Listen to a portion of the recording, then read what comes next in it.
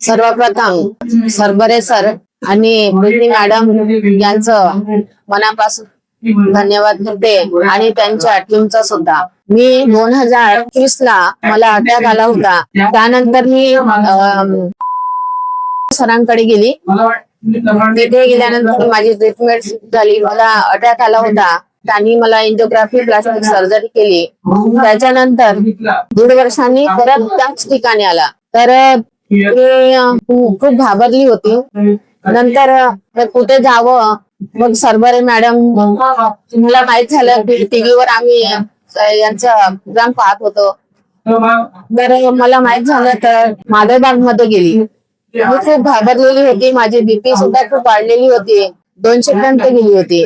मग मॅडमनं मला खूप समजावलं की आमच्या इथे म्हणजे असं ऑपरेशन वगैरे काही होत नाही, तुम्ही घाबरू नका। त्याच्यानंतर त्यांनी ट्रीटमेंट सुरू केली आणि सुरुवातीला मला सांगितलं की तुम्हाला वेट फक्त माझा 57 किलो होता। त्यांनी म्हणाले की उंचीनुसार वेट कमी करावं लागेल आणि त्यांनी डाएट सुरू केलं। मी म्हणाले ठीक आहे, चालते। तर डाएट सुरू झाल्यानंतर त्यांनी औषधीचा उपचार केला, डाएट पण सुरू ठेवलं। नंतर हळूहळू रिकवर होत आल्या। जवळपास त्याला 6 महिने लागले।